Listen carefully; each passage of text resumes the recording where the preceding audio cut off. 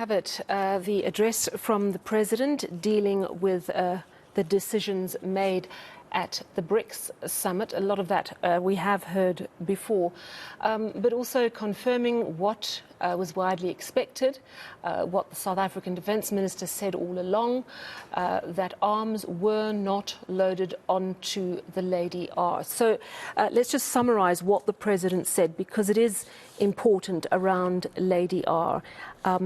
He reminded us that the allegation made by Reuben Brigitte damaged our rand, damaged our economy, and, as he put it, tarnished our reputation. Because of that, he set up the 3-member independent panel. They heard evidence from over 50 people under oath. They looked at over 100 documents, a lot of which were classified. And he said none of the entities who claimed to have evidence who were actually invited. These people were invited, so I presume that the ambassador to the US was invited. Many, when they were called, said they actually didn't have evidence. There is no evidence from any of the documents, any of the sworn statements taken, that any arms were loaded onto the Lady R for export. He does say that there were permits for importing equipment from Russia. He's declined to say exactly what that equipment says. He says it's an issue that could jeopardize military operations on the continent and could endanger lives. But he says all relevant permits were obtained for import. No evidence of criminal conduct, but the full report is not going to be released. Let's bring in Patrick Lukusa-Kadima, International Relations Analyst from Wits University. And Patrick, you listened to all of that. Let's start with the Lady R issue, because that was really fresh information. What did you make of what the President has had to say? Do you think this is going to smooth things over? Smooth things over between the two countries? Yeah. I doubt. I doubt. I just think, you know, and he never mentioned what was going to follow after the allegations had been made by the American ambassador. I think he was avoiding this megaphone diplomacy. I think they're going to do it behind closed doors. The other thing from, you know, I mean, these are senior, the people who were involved in the investigations. You know, it's a senior judge from the Supreme Court. He was a senior judge at the Supreme Court of Appeal. We have a senior counsel that was involved in this, and you know, I don't think there was room for negligence in their report or so on and so forth. I mean, they inspected all necessary evidence that was placed before them, you know, and probably those who had made allegations were also told to bring evidence. But when you don't bring evidence, you know, you allege something and you don't have evidence, then what do you expect, you know? I mean, in any court of law, even, you know, it will be thrown out. Yeah. Let's bring in two of our other guests, and that, of course, is Brooks Spector. Brooks Spector, of course, is a former diplomat, a former US diplomat and an international relations expert, and also Darren Olivier from Africa Defence Review.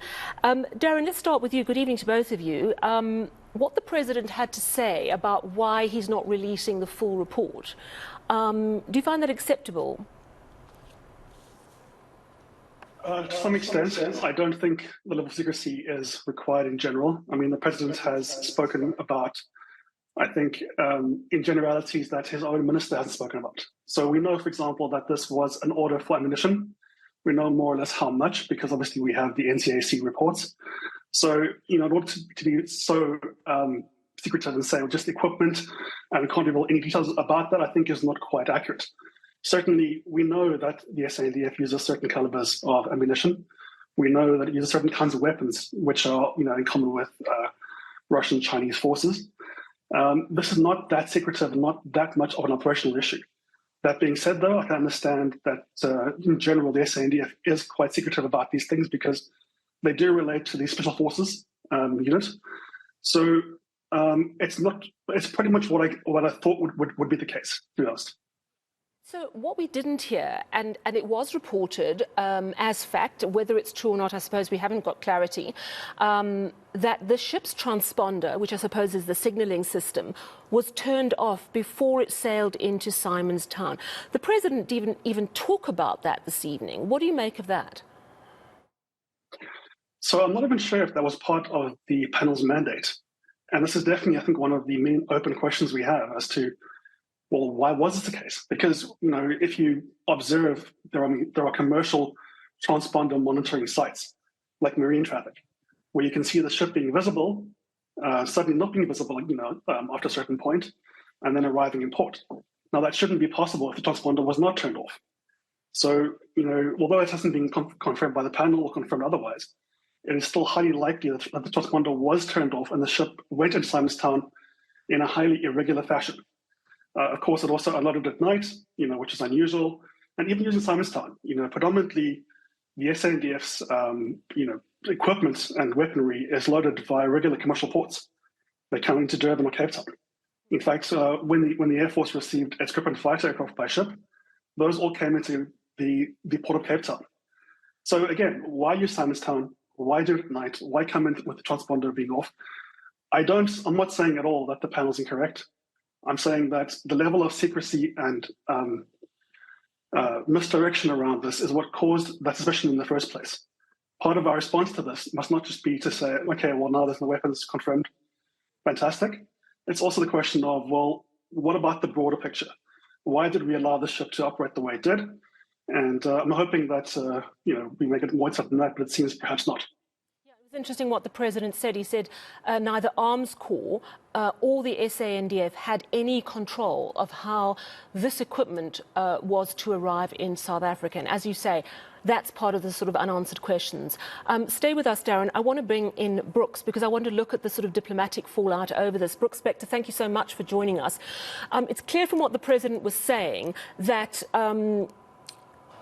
Reuben Brigety would have been among the people asked to come and bring the evidence that he spoke about in May when he bet his life on arms having been loaded onto the Lady R. He said that people called to that and asked to give sworn statements didn't really have the evidence that they said they did. What has gone on here? Why did Reuben Brigety make the statements he did if when called to the inquiry, as we presume he was, he didn't have evidence? Well, good evening. Good to be with you. First thing, let me just clarify. It's not necessarily the case that Ambassador Brigety would himself have gone to provide whatever evidence he deemed was evidence. It might well have been a request to the embassy, and somebody within the embassy would have either given a statement or not. But it's unusual, to say the least, for an ambassador to show up to a commission of inquiry of another nation to testify under oath about anything. That's just not how these things are done. But to the larger picture of why the ambassador chose to offer his views on this, and as you've noted, to stake his life on it, presumably he had some information which perhaps he overthought it, perhaps he overanalyzed it, perhaps he was having a bad day. But it sits in a larger context of all of the interactions between South Africa and Russia, both before, during, and now Russia's invasion of Ukraine. And so the texture of his remarks would have come in that set of circumstances. The meetings of South Africans with Russian military officials in Moscow, the joint naval exercises, and so forth. One of the things that still puzzles me, and I wonder about this, is how the ambassador will relate to South Africa's government officials going forward after this presidential address that said there was nothing amiss, but then in terms of the address didn't say much in the way of detail either. It's going to be very difficult, I think, for Ambassador Brigety as a person and as a representative to go to relevant South African government cabinet officers or sub-cabinet officers to either ask for assistance or to explain a position or to seek support in the international context. It's going to be an awkward kind of circumstance for him for the remainder of his assignment term. That, I think, is a given. The question, the big question diplomatically, is going to be how do the two sides manage to move beyond this particular awkward speed bump and find a way of discussing things that are in the mutual interest of the two countries, either on the continent, and there are lots of things like that, and in the international arena, which there are also things which, in the larger international arena, which they have in common as well. But it's certainly going to be that first meeting now between Ambassador Brigati and somebody at DERCO is going to be very awkward. Yes, very much indeed. I want to get your views, Brooks, on something that Dr. Kingsley Makubele said to us earlier. Now, he's a former ambassador for South Africa to a couple of countries. I know that you're a former diplomat in the US. First of all, he said that he believes there is zero chance Reuben Brigati said what he said without the sanction of his bosses in Washington. He also believes that it's a bit of a decoy, and that what the United States is trying to establish and get South Africa to make it clear is our strategic allegiance, because Simonstown is an important port. What do you make of a statement like that? Well, I'm going to beg to differ with your previous guest. It is not outside of the realm of possibility that an ambassador would go off the instruction sheet, shall we say, and get something off his or her chest without direct sanction from Washington. Now, there's a cost to that. I mean, back in Washington, in the State Department, there are people obviously now who are really unhappy with the way this has turned out, and unhappy with Ambassador Brigati's performance. Similarly, I'm not sure that your previous guest presumption that it was all part of a larger tactic to deal with the strategic circumstances of South Africa.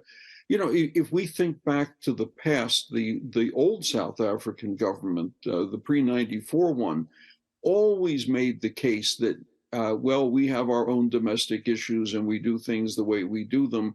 But remember, we are the most important strategic location on the planet and so forth, which increasingly was not necessarily a given in the minds of strategic planners in other countries.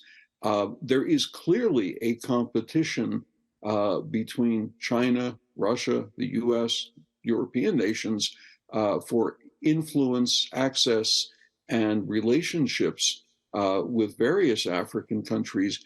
But I'm not sure I would see South Africa and Simonstown as a strategic asset in that kind of raw way that your previous guest wanted to position it. Interesting. And Darren Olivier, I mean, you obviously look at defense issues and policy as well. What do you make of this issue that Dr. Kingsley Makubele raised earlier? He sets a bit of a decoy. It's all about finding out where South Africa stands in relation to these competing big powers. So I just want to echo what Brooks said over there about Simonstown and its, well, how valuable it really is in terms of strategy. At one point, yes, it was quite a valuable prize globally, call it that. Back when the Suez Canal was at much more risk of being blocked, back when there were ships could not travel as far, perhaps on like their regular tanks of fuel. These days, Simonstown is just not that strategic anymore. It's not that important. South Africa's strategic value has dropped. So in terms of these grand strategies, I don't think that's the case. I think there is clearly, obviously, some desire to find out where South Africa sits, where our loyalties lie, per se. But I wouldn't say it's much of a grand plan, to be honest.